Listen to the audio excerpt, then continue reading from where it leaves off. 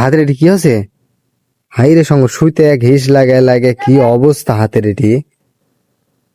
আজ বিকাল হইলো আর এই ঝাঁকা আর সোলালে আসতে কত করে বলেছি এই বিকাল হইলে তুমি আসবেন না, আর এত সোলাবো না, দরকার নাই প্রেশার দিয়ে।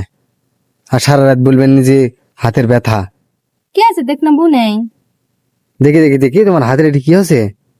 হাইরে সঙ্গ শুইতে ঘিস লাগায় লাগে কি অবস্থা হাতের এটি। তোমার আর সোলাবো না, লাগবে না।